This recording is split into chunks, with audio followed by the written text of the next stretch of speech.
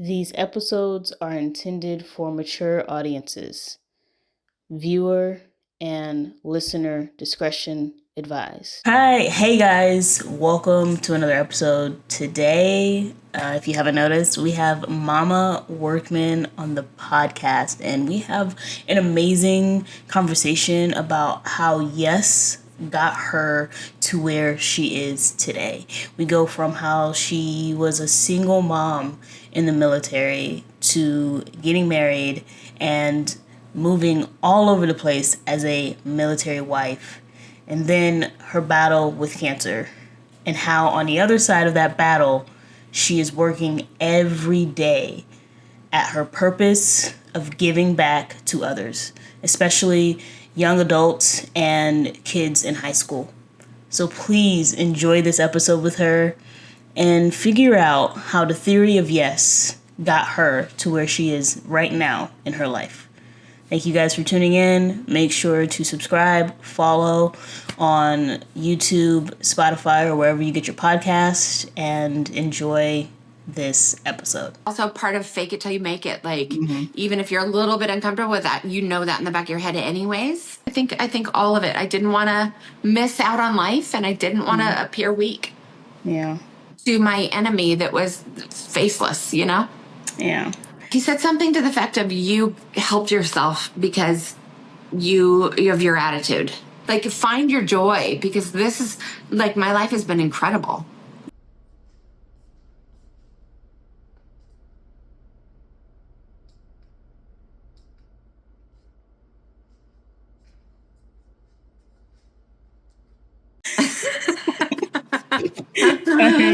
Oh my goodness.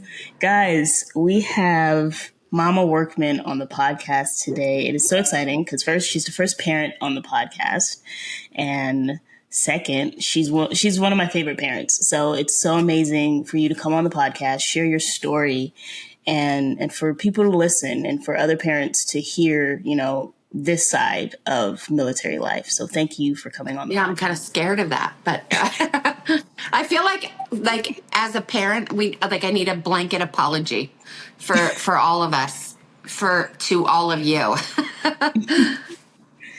I mean, you guys did the best with what you had, and we're all great kids at the end of the day. So thank you guys for all that you've done. I think that's important to think about, but also, like, man, the trauma.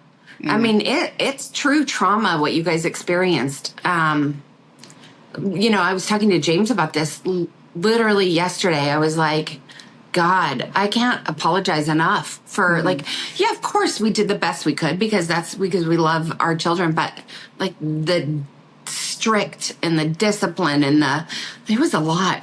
And as I get older, I look back and go like, if I could redo some things, would. Yeah. It's a lot. Military kids, oof, we owe you a blanket apology. Well, I mean, I'm sure some parents don't feel like that, but I do. Yeah. Thank you. So Thank you. we're gonna get started with the first question. If you're 18, graduating from high school this year, what advice would you give yourself? Well, shit, that was like a lot longer for me than it was for most of your guests, but which means I've had like 30 more years to think about it. Exactly. I think I would tell myself, I live by a standard, like, if it's not a yes, it's a hell no. But looking back, I would tell myself, always say yes. Always say yes.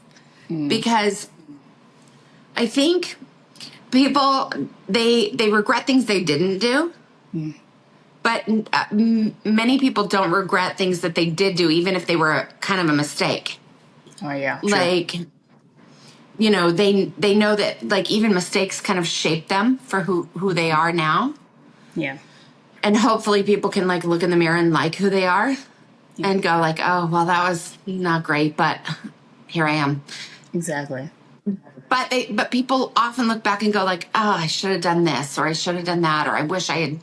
So I think it's just say yes. Yes to every opportunity until you know it's a hell no, and then get out. Yeah. Whether that's like relationships or jobs or whatever. Yeah. Go on and experience life. Yeah. Mm-hmm.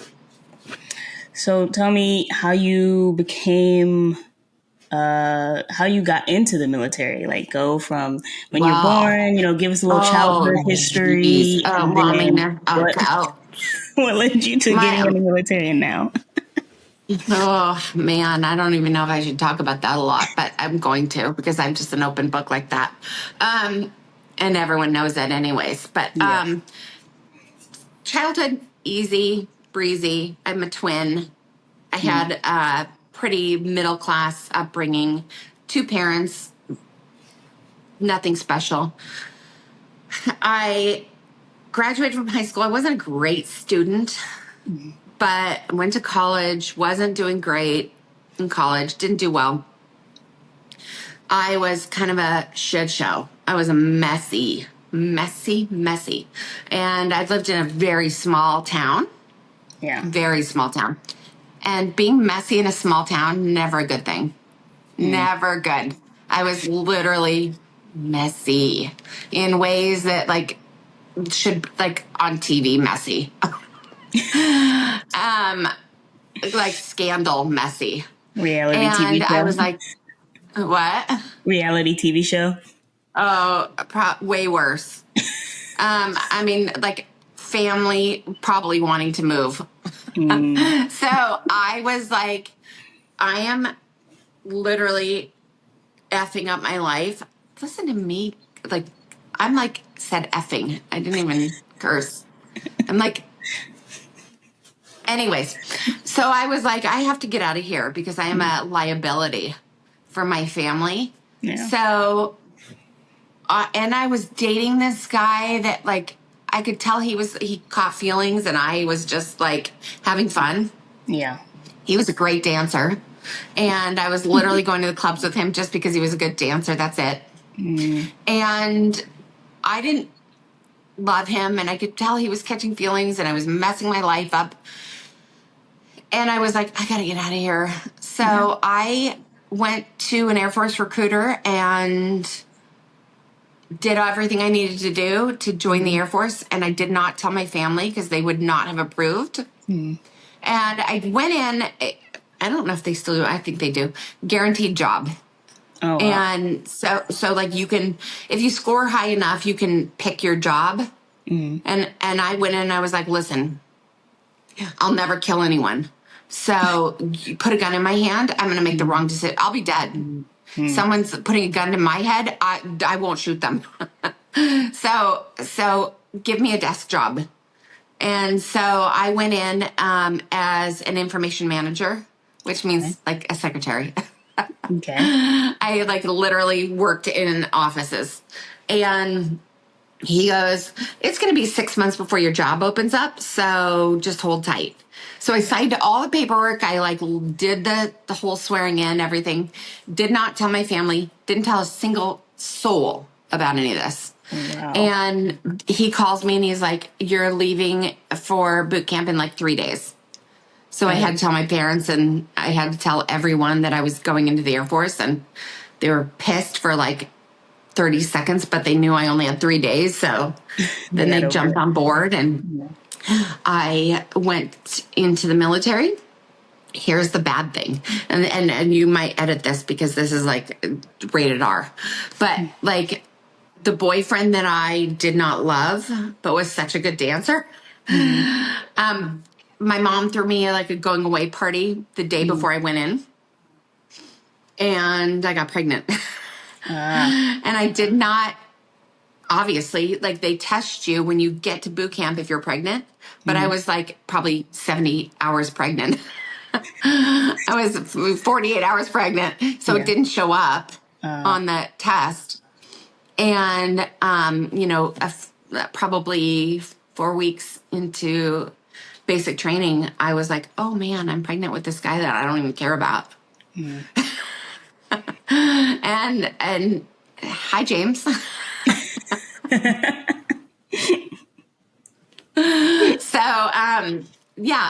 I kind of entered military life as a single mom. And it was awesome. It was awesome. I literally loved my time in the military. How long were you in the it was military for? 4 years, just 4 years. Okay. I met Mark during that time, and obviously it's not legal for enlisted people to date officers. Mm-hmm. And so we like snuck around for a bit. And then I got deployed. I went to Saudi Arabia for the Gulf War. And I kind of made that decision irregardless of Mark. Mm-hmm. I like was in Saudi Arabia in Dhahran at Khobar Towers.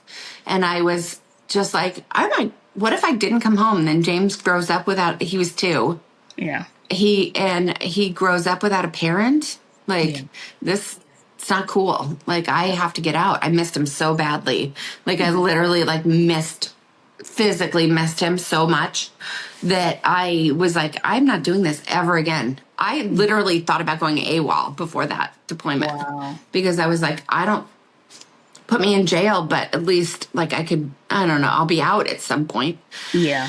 So, so I made the decision which was a little bit hard because I got, there's a promotion called BTZ, a below the zone promotion, and it's really, really competitive. And I felt so honored because I was selected for that promotion early in my Air Force time. And I was promoted earlier Okay. because I'm just, you know me, I'm like a little bit all over the place. So like I was like the low ranking woman with the baby on the backpack and running the car wash for fundraising for our squadron. And, you need a Christmas party planned. I'll do it. You need a unit advisory council president. Sure. No one else is stepping up. I'll do it. Yeah. Like literally it's a say yes moment for everything always. So I got an early promotion, and I think people expect that when you get that's a career. Like that's a career moment because someone who is going to make the Air Force a career will get that promotion. So when I was stepping away from the Air Force, people were like, I got a lot of shit for that. Really? Because they were like, you got a BTC. Yeah. How did that affect you? Because, I mean, you're going in the military, you find out you're a single parent. Now you have to adjust to that. And then now you're getting this promotion that could help, you being a single parent. But at the same time, it could take you away from your son, I mean, that promotion was everything to me because when I heard that there was a possibility to promote early, I was like, that's money. And I was broke. Like, you low ranking airman with my whole paycheck was going to daycare. Yeah. I remember like literally like it was like a Friday and I bought like a 6-pack of beer thinking I was like treating myself. And I was getting out of the car and it broke all over the ground. And I was like, well, oh well. Broke. But so it did help me. That promotion helped. I didn't care. I didn't care that I was getting a lot of shit for like getting out. Because I could see where I was getting the shit, It's like people who were criticizing me for that were not in my situation. True. So when you look at that and go like, okay, easy for them to say, they've got a whole family life supporting them. I'm out here by myself, like literally away from all of my family, not even 2 states close to my family. And I have to make the decision that's right for me. So like, you go ahead and criticize me and I'll listen and I'll take your advice, but I'm still going to do what I need to do for me. Exactly. So I think it didn't weigh on me. That's good. So what happened after you got out? What did you do? So I was planning on going back to Seattle, where my family was, and I've been dating Mark for a minute. And it's like on the sly, like literally on the sly. Like he would call me and go like, "I'm gonna come over," and this was like the day pre-cell phone. And I would like wait, and if I could like time it, I would open my garage door, and he would pull his car in, and I'd shut the garage door so no one And I was gonna move back to Seattle, and Mark said, can you move in with me for 1 month and don't get a job? Like, literally just stay at home, get to know your son like you haven't ever had the chance. Mm-hmm. And if it doesn't work out, I'll help you move back. Wow. And that was so hard for me. It was so hard. Why? Because I was just so used to I being don't know. I independent? think that, I mean, you guys talked about it on your love podcast. Like, Mm-hmm. you know, the boys were boys, they're men now. But like, they were so opposite. Like, I know I'm always going to be Momma Workman. You're all boys and girls to me. But like, they were so opposite and so cool to talk about, like, how different it was. Like, Peaches, like, the first date, we're always going to go 50-50. Yeah. And Nas was like, like, that's unheard of. You're 50-50. Like, what? Yeah. I was always at like a 50-50. Like, you're not going to pay for me because I'm not going to owe you a damn thing. And I think I hope that girls nowadays and women, young women, Yes. you, know that, like, just because he pays for you on a date doesn't mean you owe him anything. Exactly. But like, I grew up feeling like you did. So that was really hard to have someone go like, I'll take care of you. But I think I developed this trust in him. He's still so solid. He's still the nicest man I've ever met. Yeah. And he was then too. So I knew he was so solid in that if I wasn't happy in a month, he would not have any hard feelings and he would help me move back. So I moved in with him and then we got engaged and that was it. We were military. Now I'm a military wife and damn. Yeah. Shout out to Mr. Mark showing men how to be a real man.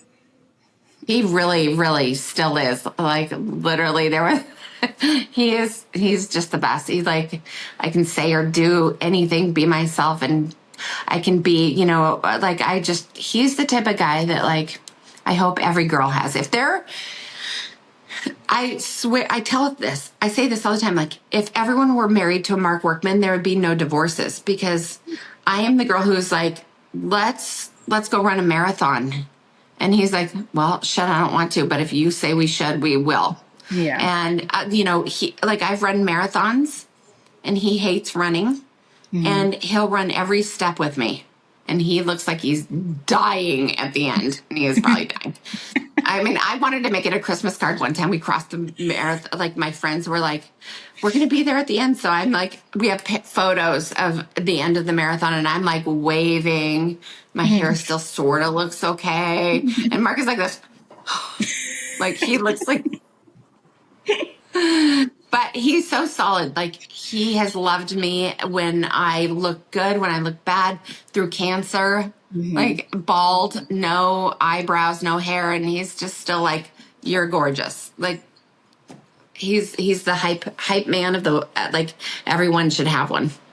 Yes. I want that for every girl in my life. Every woman, even not in my life. That's what I want. Yeah, that would be amazing. Absolutely amazing. Yeah. So tell me about that transition period of learning how to be okay with him providing and being that man of the house. He made it much easier than I expected. Any transition for me was more like being in the military versus like the wife. Like, all of a sudden I'm not doing anything in the military, but I am decorating for the Christmas party. And it just felt so inconsequential. Like, before it felt like it was important. And then I'm like, I'm trying to help decide on a DJ for the wing fundraiser. You know, I don't know. It was like, that was very different. And people were like putting, like, these women were like, I mean, I am a girl's girl, but these women were like putting massive amounts of time into things that were not important. And from like coming from the outside or inside looking out, outside looking in, whatever. It was one of the two. Yeah, whatever it is, that was hard for me because I wanted to go like, this literally is not important. Yeah. So but going from like accepting his help as a provider, I think he just made it easy because he did, it wasn't a big deal. Like it was just like whatever you need. And I had to accept that. Yeah. And I think once you make your mind up to accept it, like you just have to trust that because it literally is all about trusting yourself, right? Like It is. Like if you have you to make your trust mind up, yourself and the person that you chose to be with and know that they're going to do what they say they're going to do. yeah, you said it really well when you in the podcast previously, like a lot of men, that's their way of showing you love is to provide. You said that. And I was like, she's got it. Yep. She's Yeah. got it. Took me a while. Took me a while to figure that out. But Well, and you know, it's also part of fake it till you make it. Like, even if you're a little bit uncomfortable with that, you know that in the back of your head anyways. yeah. And you just go with it, you know? You have Yeah. to trust yourself. Like, you know that. Even if you don't feel it yet, you know it. Now I'm like, we'll be at a restaurant. I'm like, yeah, give it to him. Like, I don't. Like, now it's not, like, there's no shame. He's paying. Yeah. That's amazing. It takes a little while. Like it's that habit that you got to get out of, and that's awesome. Yeah, but I hope people learn that earlier. Yeah. Trust yourself. Yeah. Trust yourself and your decision, and trust the person you're with because Yeah. the only way it works. They wouldn't do it if they didn't want to, and if they don't want to, then they're the wrong person. They'll weed themselves out. Exactly. They'll weed themselves out. Exactly. So, how did you come about like being so involved with the kids like you were with us? Like because you got out and you got to know your son and hang out with him more, and then you decided to, get involved in all of our lives, and you've changed all our lives. So what made you do Gina, that? you guys changed my life. I just love I love kids. I especially love high school kids. I love high school kids. They're so blatantly honest. If they trust you, they're blatantly honest to a fault, and they're so funny. Like even when they're not trying to be funny, even when they're being dumb, it's just like I love high school kids. They're just I love kids in general. Like I still, when you like have your podcasts and they're all on, I'm like, I love them. I like literally my heart, like I still love them. You're all kids to me. You always. Yeah. I mean, but high school kids especially, but even growing up, like I remember my kids, anything that anything the schools needed. I just loved being at school. I loved being around the kids. I loved knowing my kids as friends. Yeah. We always wanted to be the house where the kids came over. And, most of the time we were. But probably much to my children's. Like, I remember chaperoning proms, and my kids were like, God damn, like, can she just not? But I'm like, not only am I going to chaperone, but I'm going to try on the print queen's crown in the background. I'm gonna take a selfie in the sash. But so embarrassing. I'm sure, so embarrassing. I'm sure they thought so. And I did not give a fuck. I'm like, they can be embarrassed. It's fine. I mean, it was. I'm sure I was embarrassing, but it's all right. Yeah. Yeah. Like I hope they look back and go like, she was there. She was there. Exactly. And like but we all loved loved you all. Anyway. Like we all loved you anyway. So like I don't think they were embarrassed. We're just like, yo, look at your mom. She's over there taking a selfie. Isn't that so cool? And like they'd be like, all right. So it's not as bad as I thought. No. I mean, probably for them it was, but it was okay because I literally like no joke, loved you all like you were my kids. I loved Yeah. you all.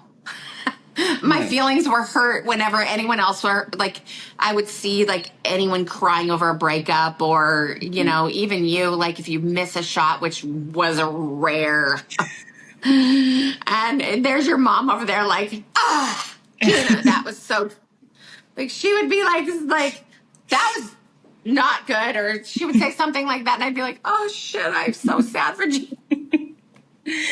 Like, she was just that go-getter mom that like, no, no, no. And I'd be like, oh, poor Gina.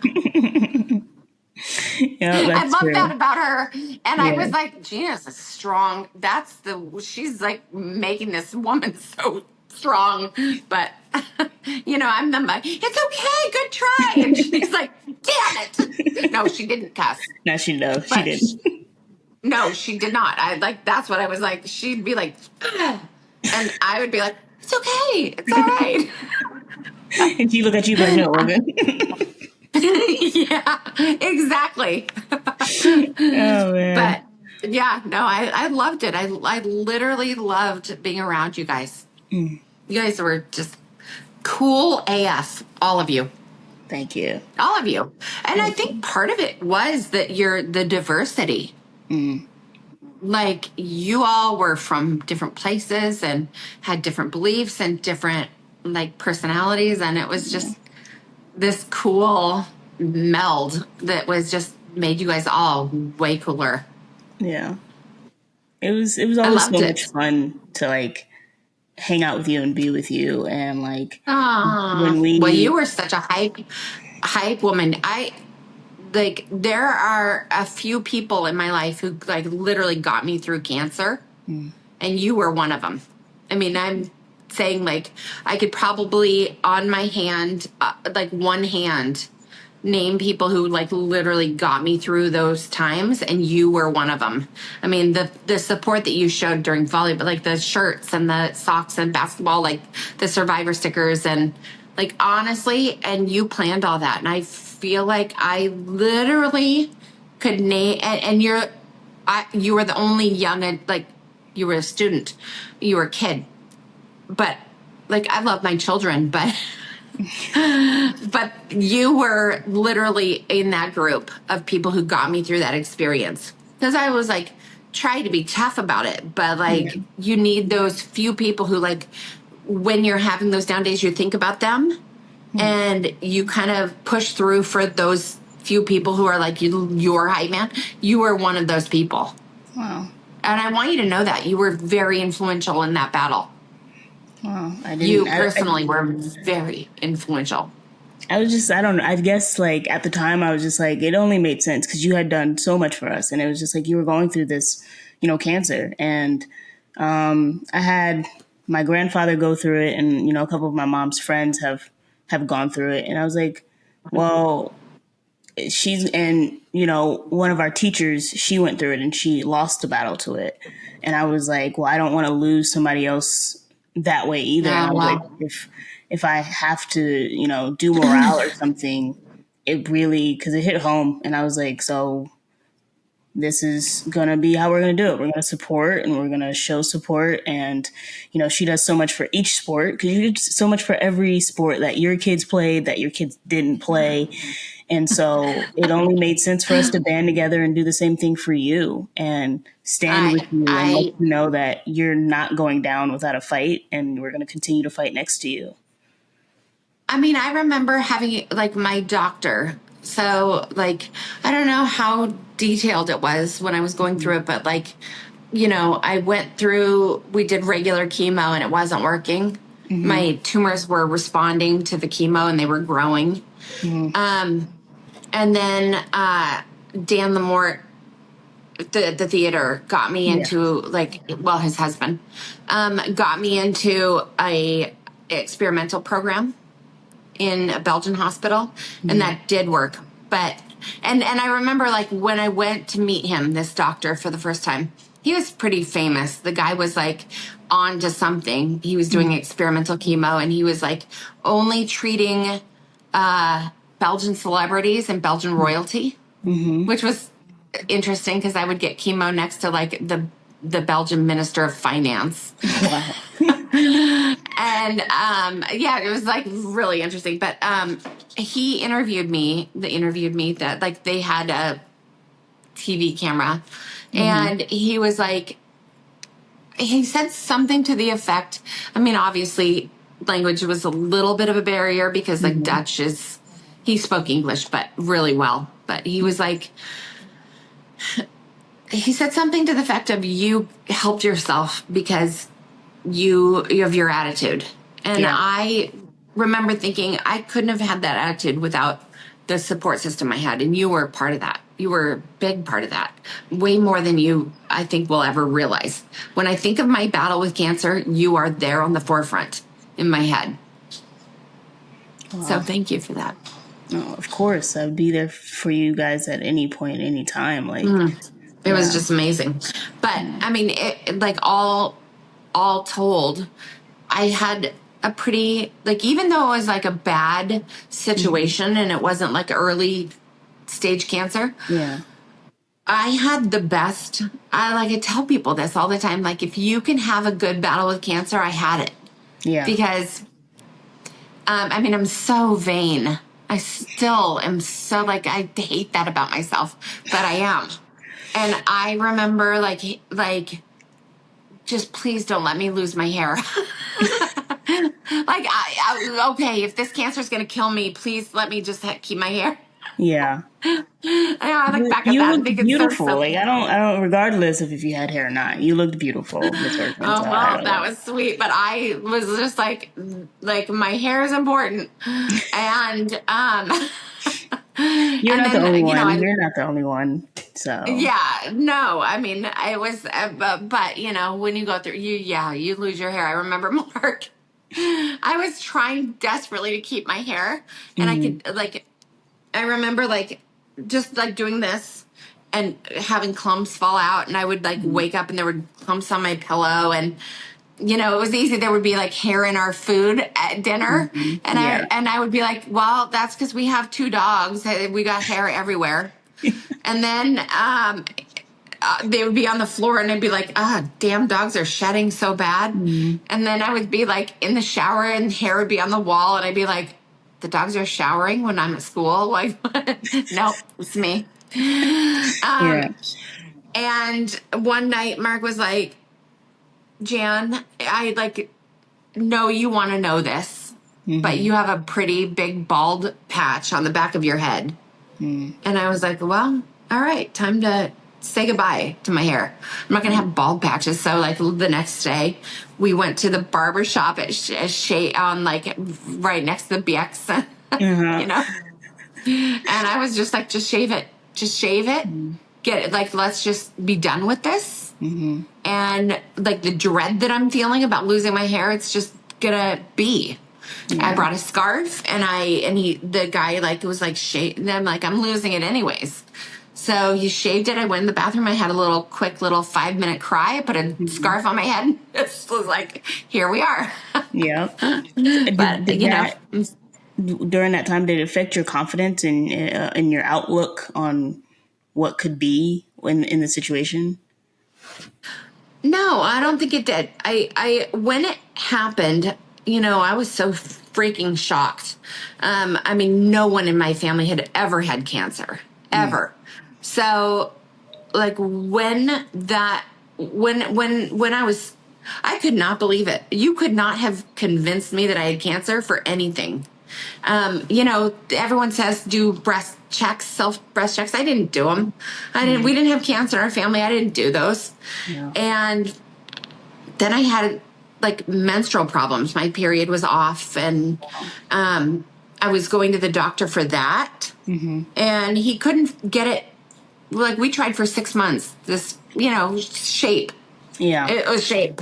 This was I'm going to the same doctor that someone's 2-year-old goes to for there's no specialist issues. No.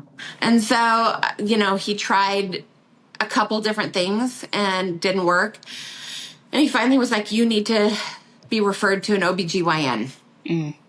And my first appointment with that OBGYN, I was 40, And she said, I remember at my physical, I went to an annual physical, like a lot of responsible military adults, your annual physicals here. And she said, do you want a mammogram? You're 40. And I was like, do I need one? And she was like, because, every woman who talks about a mammogram talks about them being horrendous, like horrible experiences. Yeah. No one wants them. No. I mean, I don't even want to get my teeth cleaned, every year. So, like, do I have to put myself through that? And this doctor was like, well, if you don't have a family history, you could probably wait till you're 43. And I'm like, sweet. Yeah. I'll wait till I'm 43. And then this, then my periods were off, and I was like, and the doctor was like, have you had a mammogram? And I'm like, no, my doctor said I didn't really have to have them until I'm 43. And she was like, let's do that first. I know she felt something that I didn't feel. And she walked me. We were at Swanee Hospital, and she walked me down to radiation, scheduled it for the next day, which the American healthcare system is so freaking broken. Like, literally saw that specialist the next day. I had a mammogram, and at that mammogram, they showed me some images where there were like black spots. Yeah. I didn't know what they were. And I didn't wait. They took me into the next room, and they did ultrasound. And then that same day, they put me into a room and did a biopsy. Wow. The same day. Wow. I literally got in my car and cried because I was like, well, shit, that was a lot. Yeah. Like, you don't have time to even adjust, but you still could not have told me I had cancer. I was like, they're really making sure. Like, I still wasn't even worried. I was like pissed because they told me I couldn't exercise for 3 days. That's what I was pissed about. I was like, damn, I can't go to the gym. I was like, maybe they don't mean it really. Like, I know I have a few stitches, but I could go to the gym. Yeah. And I could go for a little run. It's not a big deal. And that's how not worried I was. Wow. Even though I just had a biopsy, I was so not worried. I literally I knew I had cancer, but it was like one night. It was like 2 days later. I didn't have my phone on me, and I checked my phone, and it had like 3 messages and missed calls from the hospital in Swanee. Yeah. And the last message was, your results from your biopsy came back, and we have to talk to you right away. And I was like, oh shit, that doesn't sound good.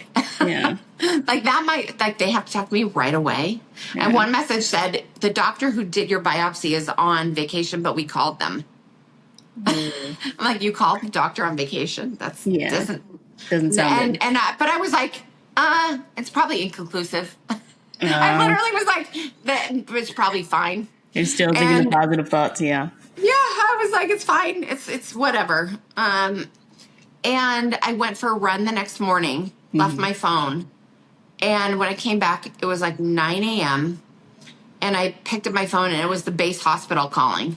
And the base hospital left a message, we need you to come in right away. You don't have to have an appointment. Come talk to the med group commander. Wow. And because we got a call from Swanee Hospital, you need to come in. Don't wait. Don't wait for an appointment. Just come in at your convenience. And so I think they even said it like, you can bring someone. And so I called Mark, and I'm like, I have cancer. Yeah. We're going to the hospital, and they're going to tell me I have cancer. I just know it. Yeah. And Mark was like, yeah, probably. So we went in, and they were like, do you know why you're here? And I'm like, yes, I have cancer. And they're like, and they had gotten the results, and it was like late stage. I had 3 tumors. One was significant in size, and 2 spots of precancer. And, then over the next week, they learned that the cancer had spread to my lymph nodes.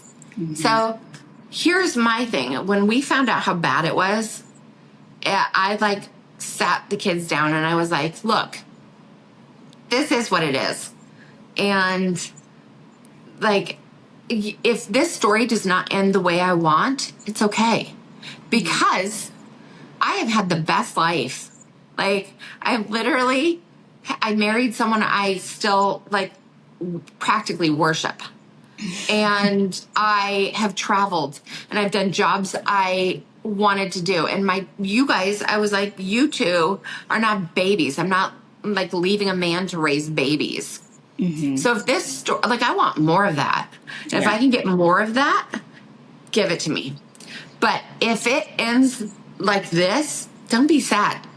Like, don't, like, find your joy, because this is, like, my life has been incredible. Yeah. So, like, if it ends now, it's okay. And it was funny because, like, one of my friends, like, texted me and said, he goes, don't worry, everything's going to be fine because only the good die young. And I was like, okay. You know, I have a propensity to like get in trouble. Yeah. And I know that kids don't see it like my kids did, but like I've gotten myself into a fair amount of trouble in my life. So yeah.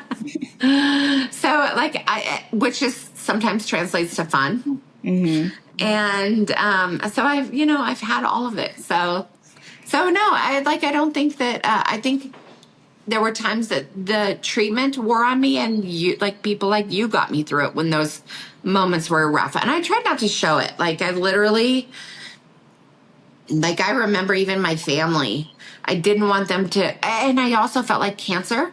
Mm-hmm. Like, in my head, it was like a enemy. Yeah. And if I showed any kind of weakness, it was winning. Mm. And there is no fucking way it was going to win. So I was like, I would be sick from chemo, but no one was ever going to see me sick. Yeah. So even my family, I would be like, I'm going to go take a shower, and I'd turn the water on and I'd turn music on and I'd puke in the toilet. Mm. And they would not know it. They would know it. I would go in and cry and they would not know it. Because I was like, no one is going to even worry about me. Yeah, I don't want anyone to worry about me. I was going to ask you that. Was it for them not to worry, or for them not to, think otherwise of what you already had said, which is like, I want to get through this, but, if it doesn't, like, we're still going to celebrate my life, and more of just continuing to keep them to be positive so that when you do need them and you're still around them, you can lean on them in that way. Oh, that's a good one. I think it was both. I didn't want them to worry. I wanted to be like, I wanted them to have confidence that I would win that battle. Yeah. But I also, like, it's just a bad look. It's just a bad look. We're going to go back to that vanity. Like, I don't want to, like, be sick. I remember a specific homecoming where I was so sick. Like, I remember I had a cut. I was at the theater and I cut my leg, and it had grown into an infection, because when you go through cancer and chemo, mm-hmm. your white blood cell count goes down and you can't fight anything. Yeah. And that infection was like bad, and I was kind of ignoring it, and it was homecoming week, and I was like, I'll be damned if I'm going to be at the doctor or the hospital during homecoming week. I have to be everywhere. Yeah. So I told Mark, I'll go to the hospital after the homecoming dance, because I want to hear who went with who. I want to know who kissed who. I wanted to know it. And Molly was wearing a dress that day, and the zipper broke. Mm-hmm. And Mark has a picture of me like sewing her into her dress because her zipper broke. Mm-hmm. I'm like sitting on the edge of the bathroom, and my face is so red with fever. I have fever so terribly, and I don't feel good. And I literally told Mark, I need 5 minutes to sleep. 5 minutes. Wake me up in 5 minutes. And I went with my clothes. I got in bed with my clothes on. Gross. And slept for 5 minutes. And then I was like, okay, we got to go take pictures. Wow. And then Mark was like, okay. She went to the dance, and I was like, she goes, okay, she's at the dance. Let's go to the hospital. And I was like, no.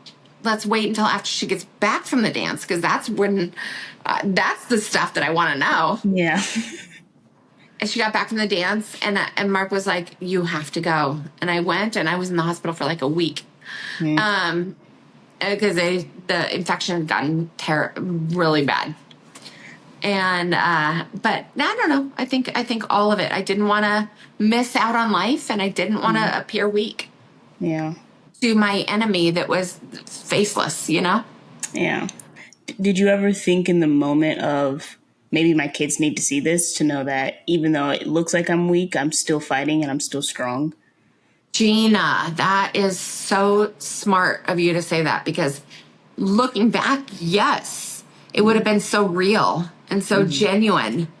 I think I was so obsessed with trying to be strong, maybe even for them. Yeah. But I know there were times they weren't okay. Yeah. And I did not normalize that for them.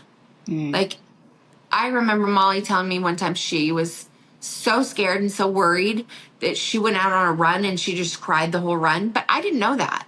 Wow. And if she had just confided in me, I could have, like, we could have talked it out. And we could have talked about, like, look, we don't know what's going to happen. And that would have been okay. Yeah. But we were all just so, like, let's not talk about, like, the fear. Yeah. Yeah. Like, and I think that's so many, this is part of the blanket apology that I think military kids in general are owed. Like, I think the military life, parents are, I mean, we do the best we can, but, like, you guys had to go through so much, and it's trauma. Yeah. It's trauma. It's true trauma. The fact that you guys moved or saw friends moving constantly. The fact that everything changed for you guys all the time. There was no normalcy. Like, you guys are owed such an apology for that, because, like, your parents joined the military. You did not, but you still had to live that. Yeah. And that came with a huge, huge price. And they can go like, oh, month of military, bullshit. Month of military child, whatever. That doesn't do anything for you. Yeah. Like, you guys are owed a debt that you will never get paid. Ever. And there are a lot of parents who will, I think, to make ourselves feel better, we go like, oh, it made them who they are. Well, I mean, that might be true, but you still are owed an apology. Yeah. You're still owed an apology and gratitude. Yeah. And that might not be a popular opinion among parents, but it haunts me sometimes. I wake up and think about, like, the things that my children and you and, like, you guys had to go through as a bystander. Yeah. Yeah. It's too much. Yeah, it is. It is a lot. That's why I asked that question, because, like, you know, they're already in a foreign country. You know, us as kids, we're probably thinking, like, is it better if she goes back to the United States and gets treatment, or is it better here? And then, like, you know, not seeing you throw up or cry and stuff, you know, having to hold that in and feel like I have to be strong. Well, we already have to feel like have to be strong because we are military brats.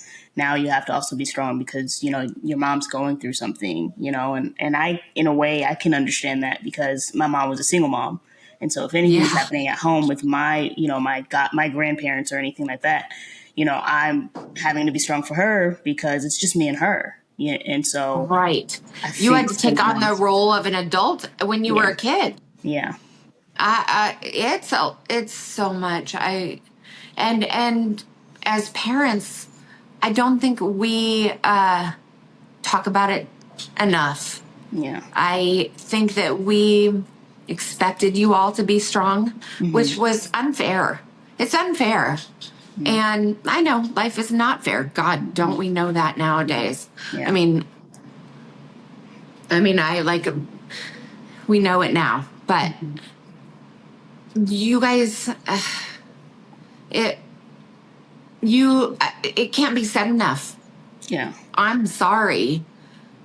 Like, I'm going to blanket apologize for every parent in the military, even if they don't agree with me, because you're owed an apology. Your life was not normal. Your expectations were above what most kids ever had to deal with.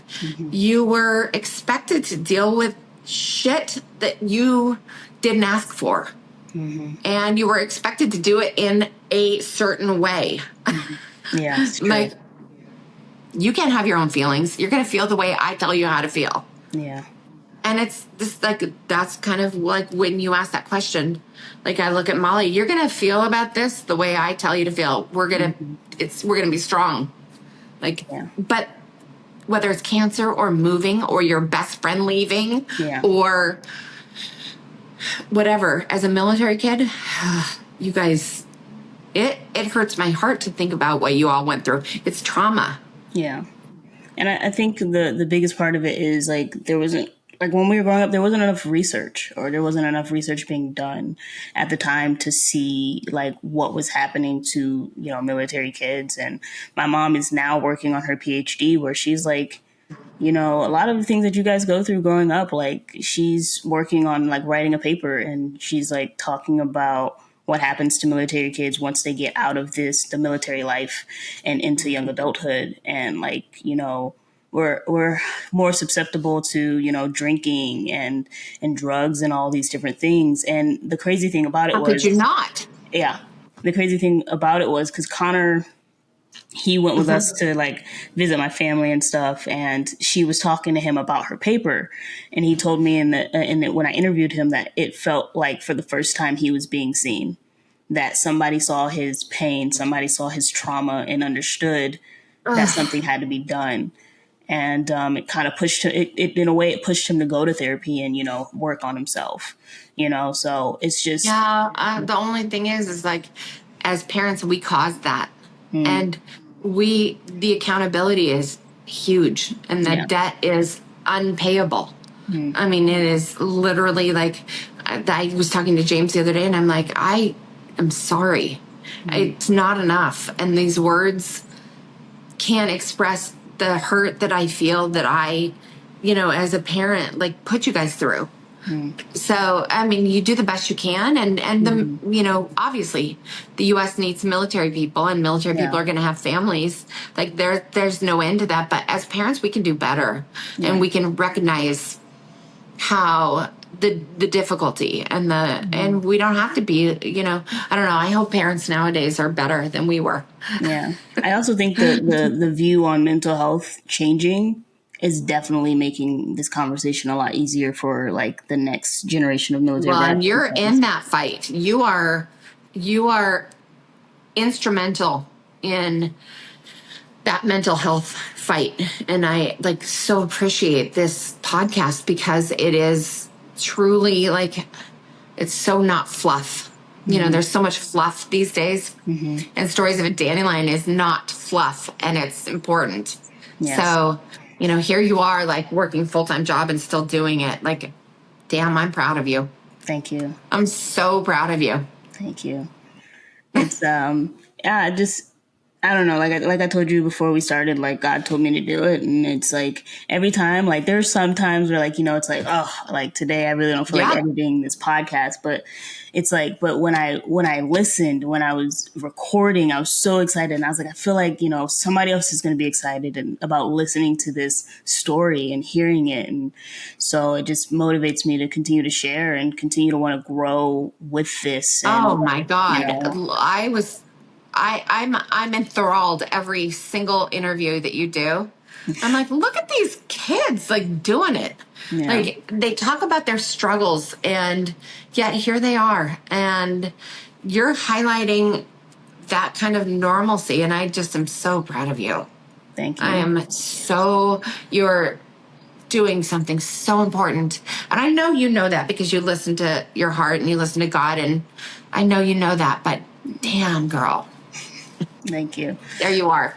Thank you. I'm just hoping one day, like, I'll be able to go talk to the next generation, like, you know, either where it be like like an assembly and just having the conversation of like, it's going to be different when you graduate. Like your life is going to literally feel like it's falling apart, but that's okay. And I hear that you're going to get when you through ask it. that question. Yeah, you ask that question, and I feel like the answers have so many similarities.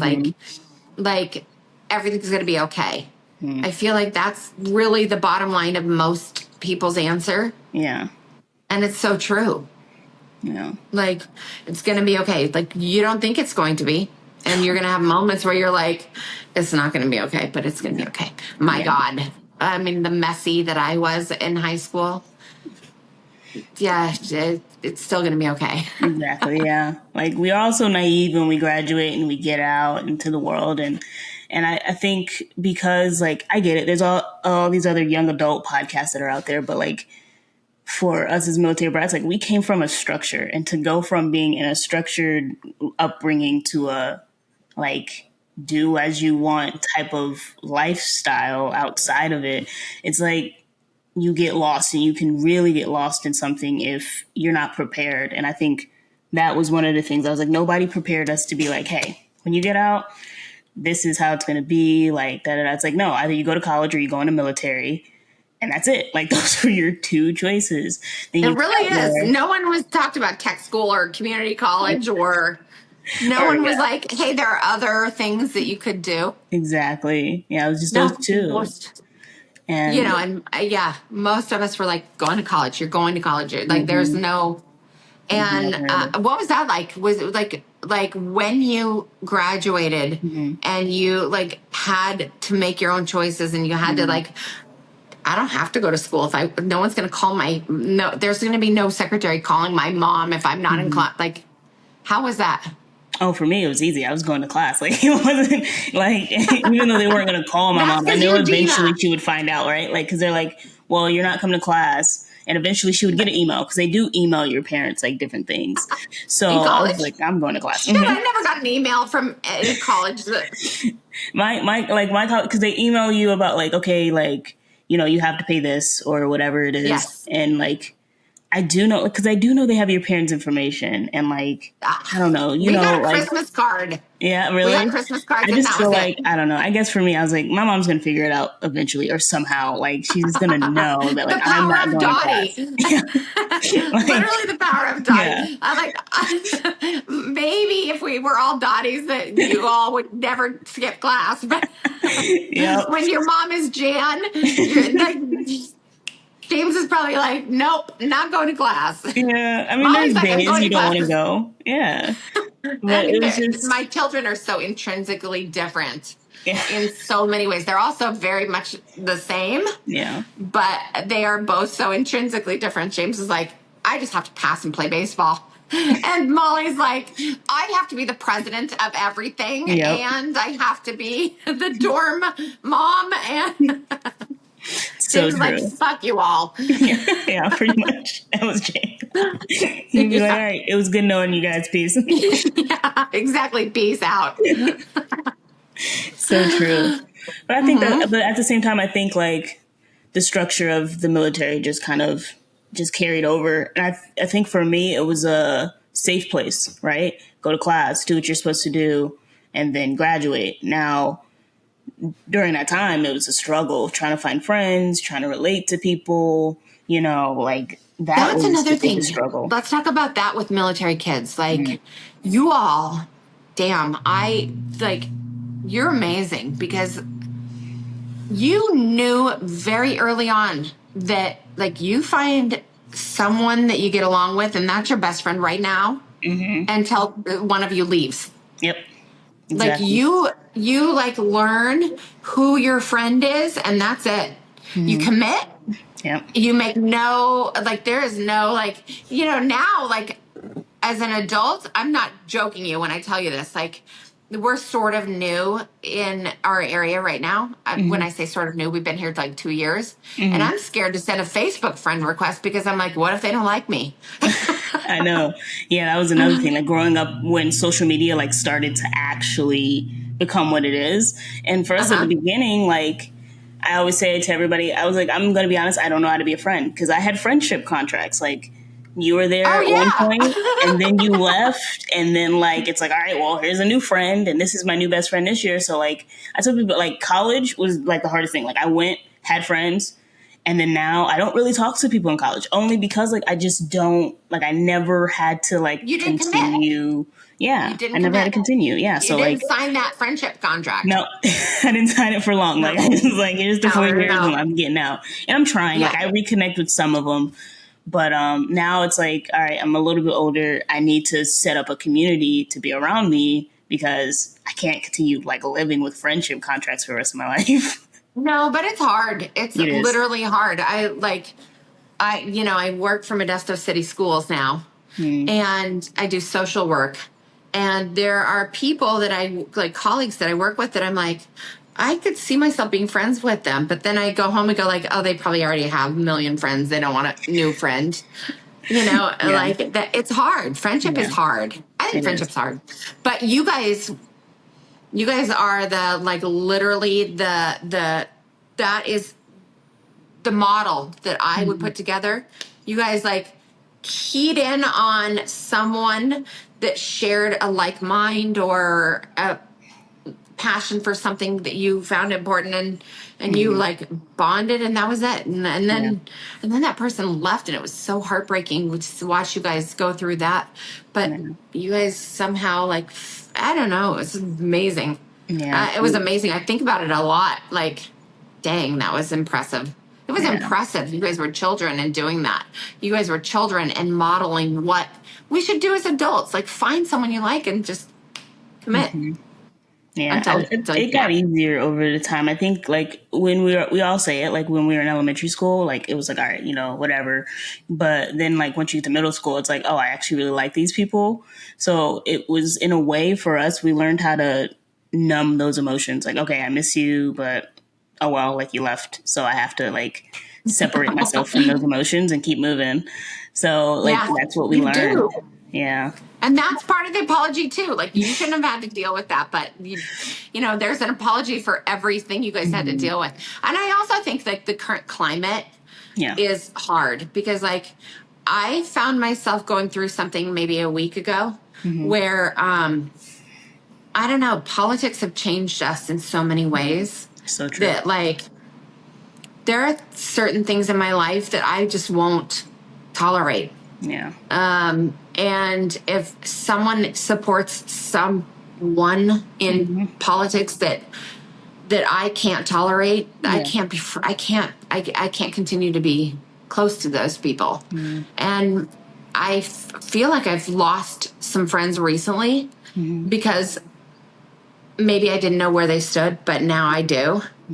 And I like had to take a step back and go like, well, I can't be friends with them anymore because I just won't do it. I won't tolerate having someone in my life who stands for something that I am so against. Yeah.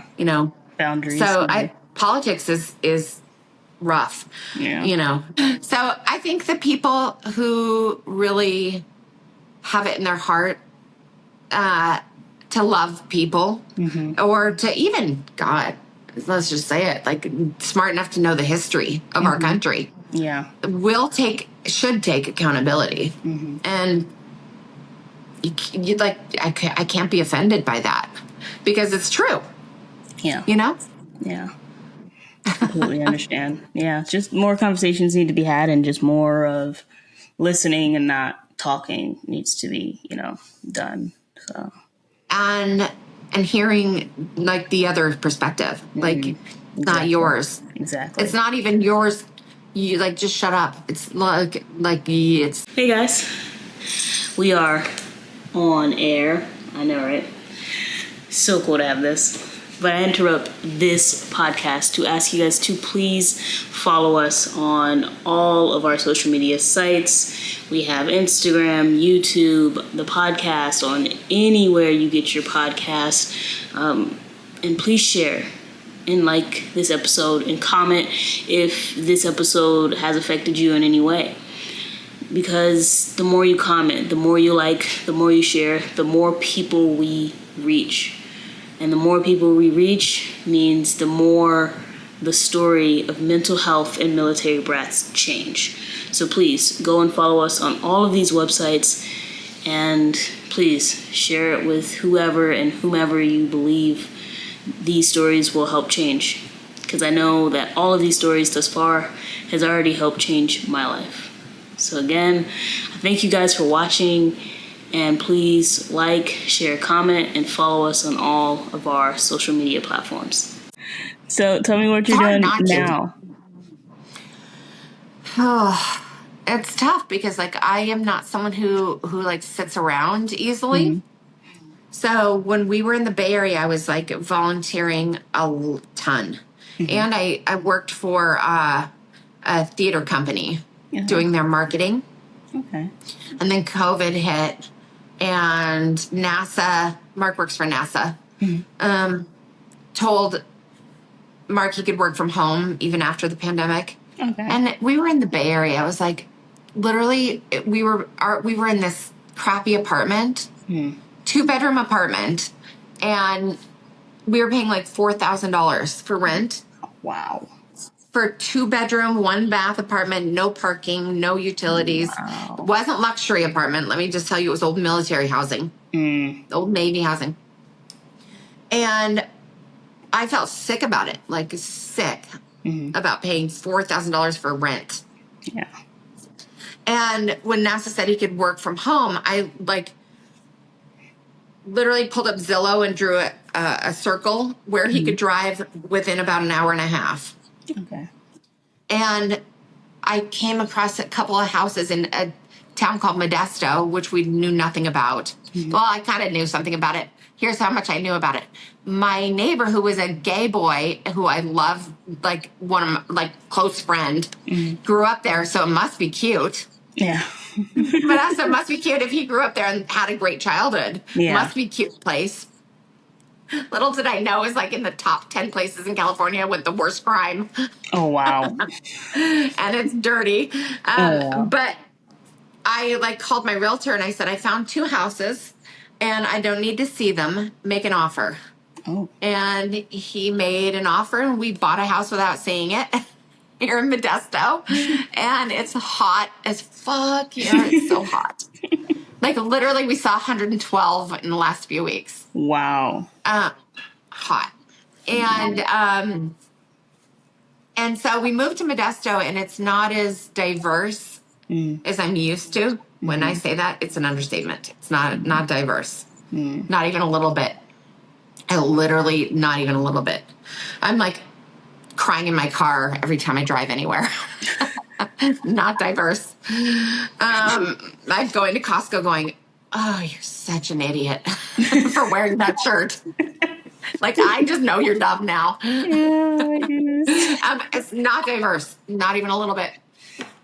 Judging everyone. I'm judging everyone. I'm losing friends like nobody's business. And so I got here and I was like, okay, now what do I do? I'm bored. There's no volunteer opportunities. I literally called every senior center around. Looking do you guys need help? No, we don't need help. Called the library. No, we don't take volunteers. Schools don't take volunteers anymore because, background checks. Yeah. And so I was like, what do I love? I love theater and I love the paranormal. I love everything about, I've been on a million ghost tours, so I'm just going to develop my own. So I got laughed out of town in some places. I was talking to every business going is your place haunted? You have a restaurant in an old building. Is it haunted? And they're like, get out of here, you crazy lady. Don't talk to us. We're going to put a restraining order. You can't eat here anymore. And so I developed a ghost tour, a walking haunted ghost tour. Most of the stories are made up by me because no one would talk to me. It's called Mysteries of Modesto, and there's a lot of history. We talk about the history of certain buildings, and it's a mile long. And but the ghost stories that I tell them about what happens in those buildings, that's all made up. So it's all so I own a tour business called Mysteries of Modesto. But I didn't think about it because damn, it gets too hot here. No one wants to walk around in 112-degree weather. Yeah. So we don't do tours in the summer because of that. And my God, these people don't like rain. I'm not even joking you. Like, if it's raining, no one goes out. Same here in Texas. I grew up. Really? Yeah. If it rains, nobody knows how to drive. Yeah, that's true. I grew up in Seattle, and we were in Belgium. Yeah. I mean, like, we didn't even own an umbrella. You just got wet. So, like, I didn't think about that aspect either. So from about, I would say November through February, it, like, rains a lot here. And hard rain. It's hard rain. So I stopped doing tours then. So, like, October, I do tours and they're sold out. The city puts a max so we don't block sidewalks. Okay. And so that business is, like, kind of a freaking failure. As long as you're having fun and enjoying it. Well, I would say the percentage of having fun versus not having fun is not equal. Oh, man. Because, like, I'm doing a lot of paperwork and I'm doing a lot of managing. And the tours might be fun, but it's like an hour, like, it's not equal. So I was like, what do I do? I'm going to develop a haunted history tour. Okay. Did that. It's failing. It's failing miserably. No regrets. You have to try things. It's a yes thing. Yeah. But then I was like, what am I going to do with the rest of my time? So I heard about a job. I would do it for free. I would happily do it for free. It's hard. It's social work with Modesto City Schools. So my official title is so weird. It's like, I'm literally, my official title on paper, parent ambassador. Interesting. It sounds like, where's my crown? Sounds so cool. I'll put a crown on you while we're... Thank you. I'm going to put it on. Parent ambassador. I was like, I'm just going to wave to everyone. No, it's literally social work. It is... It's mostly need-based, so I connect with... teachers refer families to me if they notice that, like, a student in their class never comes in with snacks. Or maybe a student is, like, filthy dirty all the time. Smells bad. And we do home visits, and I am on the phone a lot calling parents saying, like, hey, my name is Jan Workman, and I am a parent ambassador, and I'm just here to connect with parents who need anything. So, like, if you know of someone, I literally do this phone call. Like, if you know, like, I never want to, people are so prideful. They don't want to ask for help. Yeah. And they don't want to think that they were referred, because that's embarrassing. Yeah. So I'm like, I'm just introducing myself because I'm a parent ambassador for your student's school. And most parents don't know about this program, but we're just here to help parents in need of anything, whether you need help with your utility bills or rent, or someone in your child's life who needs help with food. Yeah. We can give you food boxes, and we can provide clothing and any kind of assistance. I had a parent say, like, I can't afford glasses. My kid broke his glasses, and I can only get one pair a year, and I can't get glasses. So I'm on the phone calling every optometrist going, like, it would be really good for you to donate a pair of glasses to my student who needs glasses. Yeah. So during the school year, I am a parent ambassador. Wow. That's amazing. I mean, it honestly feeds my need more than any. I would do it for free. If they let me, I would do it for free, and I would do it full time. But they put a cap on my hours, which I always go over and just don't tell them. Like, I feel like that's part of it, Gina. Like, I beat cancer, and there's no, like, you can't take that for granted. Like, there is a reason. I mean, there's so many people who fought that good fight and didn't have the same outcome. Yeah. I'll never call it losing. I don't think you lose a cancer battle, because I don't think that's you can't take an L for something that you didn't ask for, Yeah. So I got the honor and privilege, and I'm humble about it. Like, I have to earn that every day. Every day that I wake up, I have to earn the fact that for some reason I am still here, and that not everyone gets that opportunity. So I will find every opportunity in my life to give that back and be worthy of my breath. So that fills my need. It's a little selfish in some ways because it does fill that box for me. Like that Friends episode where you like volunteer work is like selfish. So I am, you asked, I'm parent ambassador from an SO City Schools, which is helping. I mean, I have homeless families. And so we just, I like had to turn in my laptop and my phone at the end of the school year. And before I did that, I downloaded every contact I had and I still call them. Wow. Yeah. Like in the summer, I'm like, you can't just like help them during the school year and then think that their need doesn't go away in the summer just because their kids are not at school. Yeah. So like, we're not allowed to like do anything for them personally, like purchase anything or whatever. And I'm constantly going like, oh, you guys need coats? I have an anonymous donor that has coats for you. Yeah. So you find little secret ends. Yeah. You So found that's what I'm doing. your purpose out there in California. Yeah. Yeah. And it's great. But I mean it's a really good thing, but it's the only way I can live. But like Modesto's a little tough, but yeah. I'm still looking for ways to like do more. I was gonna ask you, like, did you think to is it only in that area? Because I was thinking because you have had two businesses, but maybe like with your purpose, like this can be like another business that you expand into the summer. Like you could be the one to expand it into the summer. And I mean, I have thought about that, a nonprofit. I have a friend I've talked to who developed a nonprofit for pets, for people with addiction. They don't want to go get help because they have like they're homeless and they've got an addiction issue and they've got pets and they don't want to go to rehab because what are they going to do with their pets? So I have a friend who developed a business for that, a foster, and to try to like pick her brain for like how to do that.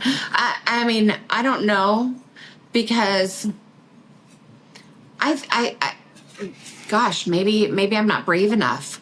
But I in my head, I feel like the people in this area are like literally like some people, I feel like a big majority, they'll see someone homeless and they'll be like, they don't give them money. It's for drugs. Like I literally carry $1 bills in my purse and dog food and sandwiches in my car. Because if I like see someone on the street with a sign, you're going to get something from me. Yeah. So, and I don't care if you buy drugs with it, that's what you need. Yeah. I'm not going to tell you how to spend that. I don't care. I mean, I do care, but like, I don't want you to buy drugs with it, but like, if that's what you need, that's what you need. I'm not here to tell you what you need or what you don't need. Exactly. My mom says that all the time. She says she's like, it's not on us to tell them like what to spend it on. She's like, it's just on us to bless them. And, if, you bless them, what they do with it is their decision. You can't. But I mean, if like people who like addiction is rough because like not a single person tries drugs the first time and thinks, God, I really hope I lose everything. Yeah. I mean, literally they like know if they did think that no one would try it. But, like there are people their body actually depends on it. When they go through rehab, they're given medications that their body weans them off of those drugs. And, so they literally, their body physically needs it. I mean, it's killing them too, but, like I don't judge that. In fact, I feel sorry. Like it's sad to me. I feel a lot of sympathy for that. So, yeah, I mean, I do think that, but I this is where I say I'm maybe not brave enough. Like, I don't feel like there's enough people in my area that care enough. And I've learned in my own business, like being a one-woman show is exhausting. Yeah. I might have been able to, I feel like I no, I'm not sure I would have the support, but I don't know until I try, right? Yeah. Like, this is where I say, like, say yes, but I'm not like following that Yeah. mold sometimes. Yeah. It's not a no yet. No. Not a no yet.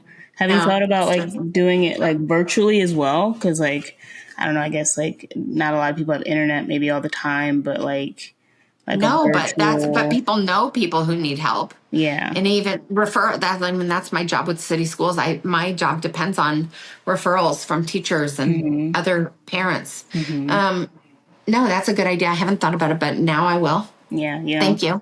No Thank problem. you Of for course. that. Yeah. Like virtual. And then like, if it's like, somebody from out of state, they can send it to you. And then like if you have a PO box or anything, they can send it to you and then you give it to the kids and then like, eventually, I have a feeling like eventually it'll branch out to other schools where like you'll have a parent ambassador in like the different schools, maybe around California. And then now they have a PO box that they send it to. And, it That's can so just, smart. I'm really going to be thinking about that. That's really smart. And it is so true. People want to help people in like most of the time.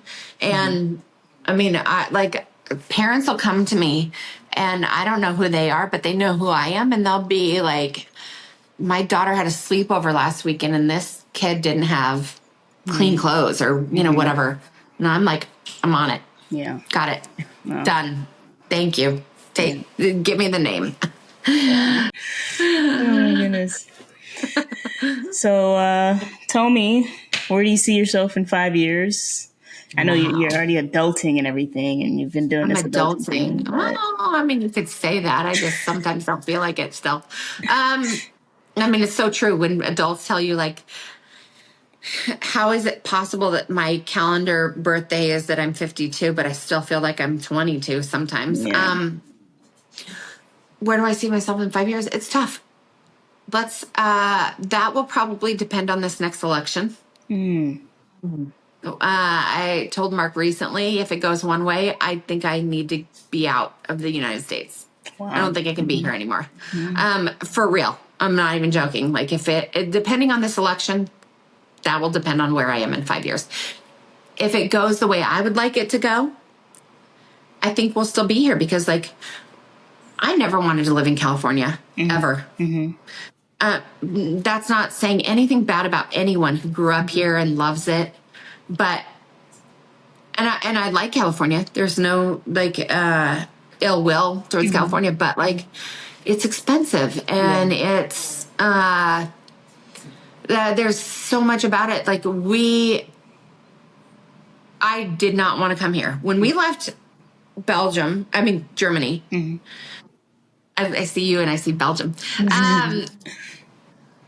Mark said to me, you have followed me as a military spouse for so long. We will move where you want to move when we leave Europe. And so I told him I wanted to live in New Orleans. Like I feel like I have lived there in a past life or whatever. Like that speaks to me. Yeah. So we went to New Orleans and we walked, God, I think like 32 miles in a week, like talking to people. And I knew where I wanted to buy a house. And I kind of had in my head, I was going to start like a nonprofit for homeless, homeless people. And I saw that there was a need for people to work in the homeless field. So like I had a plan. And then freaking NASA, like Mark had 4 good job offers in New Orleans, 4 very, very good job offers. And I was so excited. I was going to get to live where I picked for once. Yeah. And then NASA called. And Mark came to me and was like, yeah, NASA called me and they want me to come to work for them in California. And I was like, you tell them no. You tell NASA to F off. They find another engineer. There's plenty. You're like a dime a dozen, whatever. And Mark was like, oh, no, I did. I told them no. And I was like, okay, good. We're still going to New Orleans. So then he comes to me like 2 days later. I was like, yeah, they called back and they said they would up this offer, part of their offer. And I'm like, I don't care. No, this is no. Yeah. And he was like, oh, yeah, I did. I told him no. So then the third time he came to me and said, NASA called back, I was like, he wouldn't be telling me this. This is part of your love love thing. Yeah. Like, it doesn't happen overnight. Like, and it's compromise. Like, I am hearing this man tell me, even though he knows I don't want to go, he wouldn't tell me this if he didn't want to. Like, if he didn't want this job, it would be a no-brainer. He wouldn't even come to me. Yeah. I don't need to know it. Yeah. So he must want it. So I guess we're going to California because you want this job and I want you to be happy. So we're going to California. So 5 years, depending on the election. If it goes the way I hope it goes, we will still be here because he loves his job. He loves his job, loves it. It's boring to me. I don't care about any of it. Yeah. I don't even understand it. Yeah. And Mark wrote a book one time, and I it was on Amazon, and it came up and it's like suggested for you, and it was Mark's book, and I was like, oh, this is funny. I'm gonna buy his book. So I bought it. I didn't even understand the title. I didn't. It was like 10 words, and like some sort of applicability of earned value management and construct. I don't even know. And I opened it, and it was dedicated to me. I had no idea. I'd never even opened it. Oh, I'm sure we have copies everywhere, but I don't know. So where I will be in 5 years is wherever he will be happy. Yeah. And where I can live politically. Yeah. That's where I am. I hope with grandkids one day, but, probably not. Yeah. I have a book collection already for both of my children. Yeah. I like buy 2 copies of like books when I'm out. And I have it takes up a whole closet right now. Yeah. And both of my kids are like nowhere near having children. Yeah. So Molly told me about it when she was on. Told you about my book collection. Yeah, no, she told me about like our parents, like both of our parents, like them, like when are you gonna have grandkids, and like why am I waiting? They cannot have children because I want grandchildren. They cannot. Like, that's not a thing. But like, I literally we'll be shopping somewhere and Mark will show me like he wants to be a grandparent too. Like he'll come over and he'll be like, look at these shoes. We should buy them. And they're like baby shoes. And I'm like, for who? Like, we already have a whole full closet of books for kids. So I'm going to have to donate these someday. They're going to time out. And I'm going to be like, well, who wants to send 2 books of everything? So they can't have kids because I want them to have kids. But in 5 years, if I could be a grandma, damn, that would be like dream come true. Yeah. I will be the most annoying. I will be more annoying as a grandma than I was as a mom. Grandma Workman in the works. I don't know. I'm not living for it. I don't even. Molly James, that's on you guys. I'm just gonna let you guys have that. Yeah, do it. Whatever. I mean, like I was like literally. James has been married for a minute now. Yeah. I mean, it's been 4 years.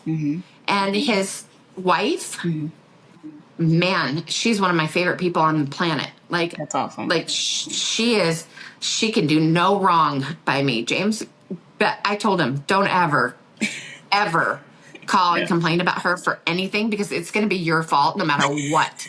Like, you drove her to that.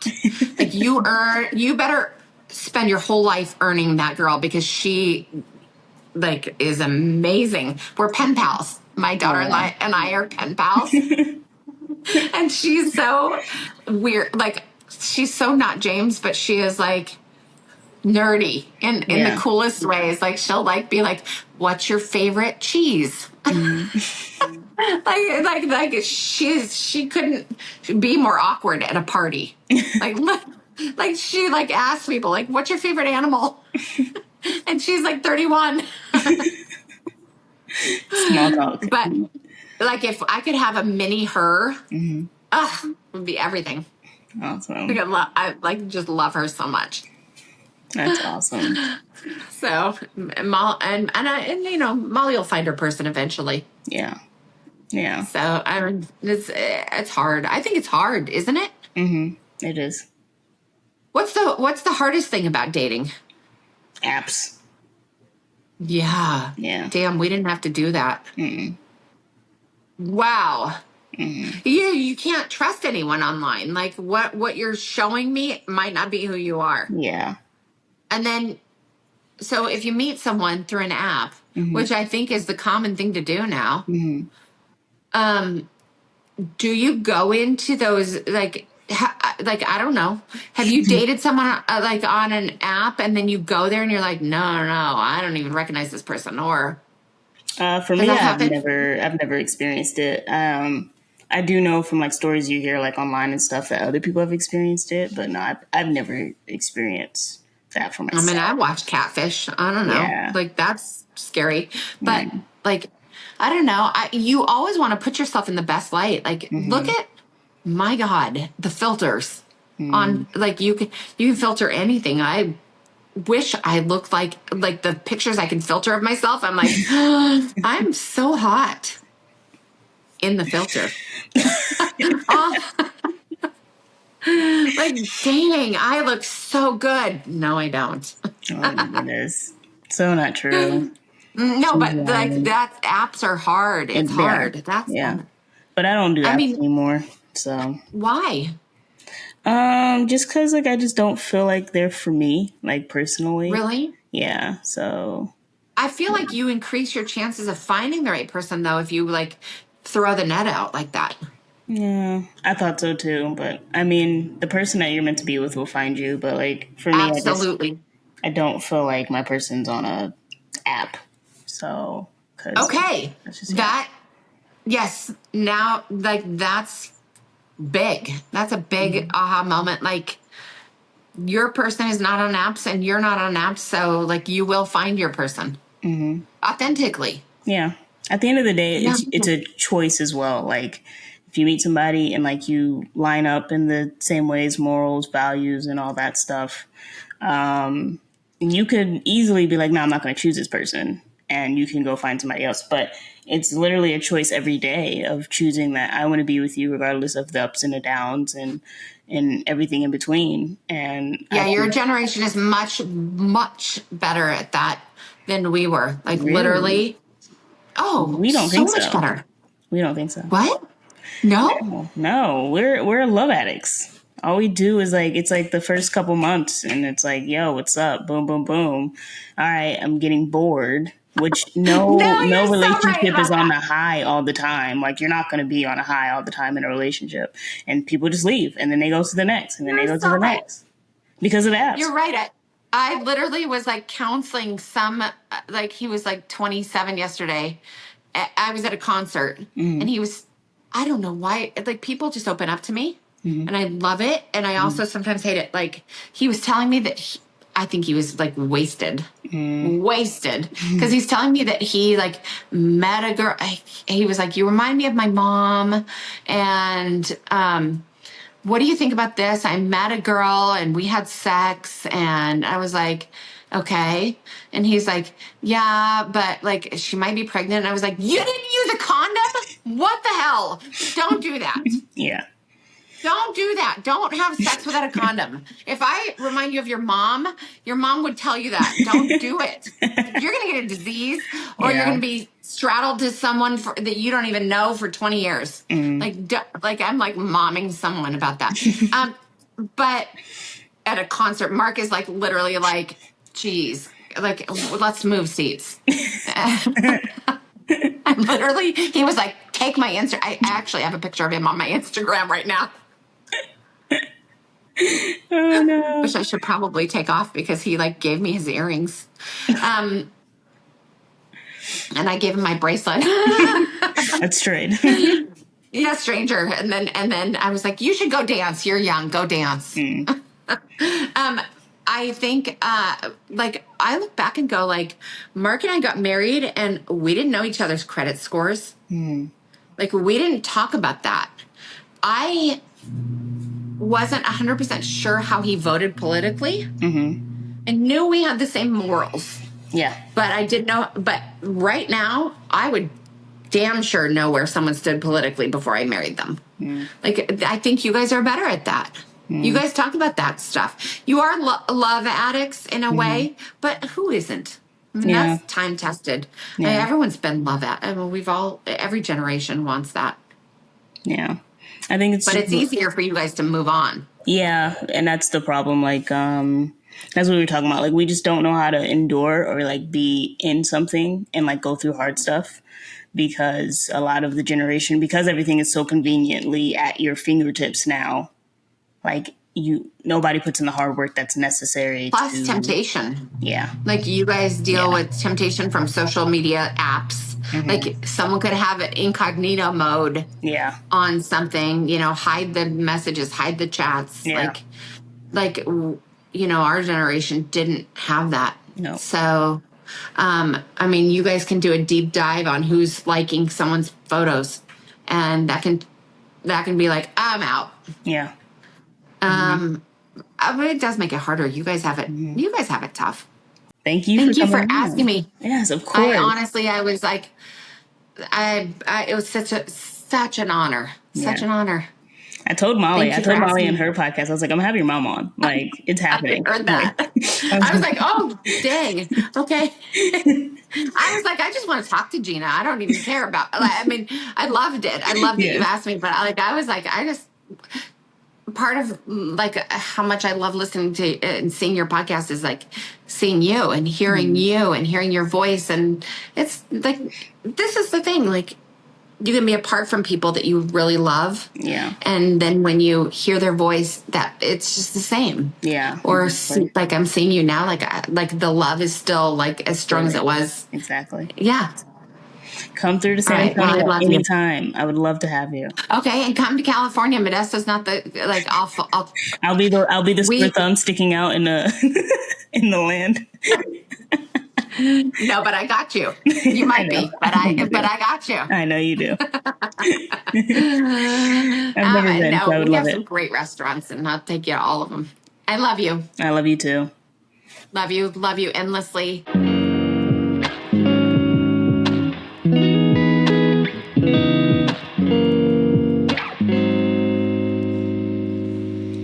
Hey guys, I hope you guys enjoyed this episode. There are a ton more tea time episodes, as well as stories that are going to be shared on this podcast to come. So please like and subscribe or follow down below. And I will see you all next Military Brat Monday. Thank you guys for tuning in. And I am so excited to continue this journey with all of you.